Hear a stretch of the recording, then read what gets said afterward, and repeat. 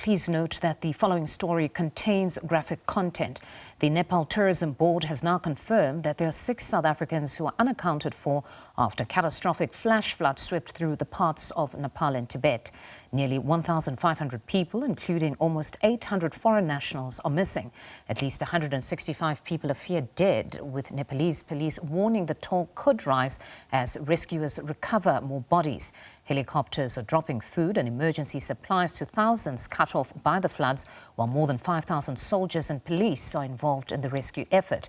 SABC News international correspondent Neha Poonia is in Delhi, in India, and joins us live with the very latest. Welcome to you, Neha. What a devastating tragedy. What more do we know this very hour around perhaps the extent of the damage to infrastructure, loss of lives, and those unaccounted for? The scope and scale of this natural disaster still very much unfolding. It's been more than 24 hours since that flash flood first happened, but more details are now coming to light. We do know from Nepali authorities that about 1,000 people, both on the Nepali side and from Chinese authorities, that on both sides, that about 1,000 people are missing. We know from Nepali authorities that there were 6 South African nationals among 400 foreign nationals were in that area at the time of the flash flood who remain unaccounted for. They've just a short while ago published an updated list with nationalities. You'll remember yesterday they had said that about 100 foreign nationals who were in that area, which is north of the capital of Kathmandu, were unaccounted for. And now we're getting some more details about their nationalities. We know that there are 6 South Africans who were in that area. We don't have any more details at this point, but we're staying across this story. We know that this particular area is very popular with tourists, both foreign as well as domestic. We know that there were about 178 Indian nationals in that area as well. Many of them pilgrims who were hoping to cross into Tibet, which is controlled by China. India has been in close contact with Nepali authorities as well. India sent 2 planes full of humanitarian aid to Nepal, and the embassy officials on the ground have also been sharing helpline numbers saying they're in close contact with authorities on the ground.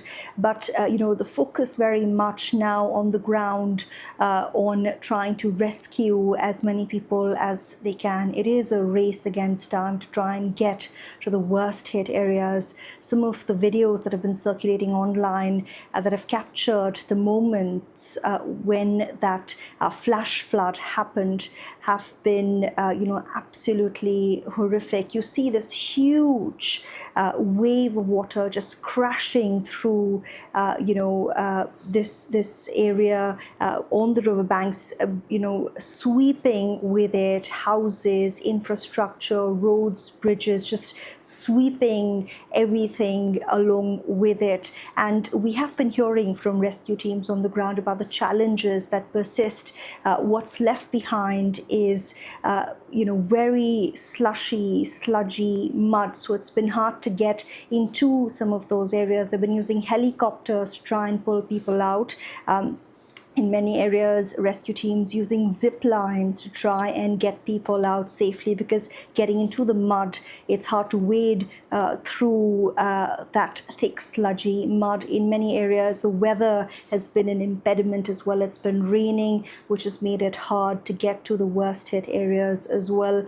But of course, the Nepal government saying it's doing its very best. Similarly, across the border in China as well, rescue teams say they're using monitors to try and detect wherever anyone is stuck under the rubble, to try and rescue as many people as they can as quickly as possible. Now, Neha, India's intervention, was it at the behest of Nepal? Because they had indicated a bit earlier on to humanitarian organizations such as the one in South Africa, Gift of the Givers, that they were not yet seeking aid outside of the country because they were of the view that they still had capacity. So did India just opt to intervene and assist, or Nepal has now taken a position that it does need aid outside of the country to deal with this tragedy?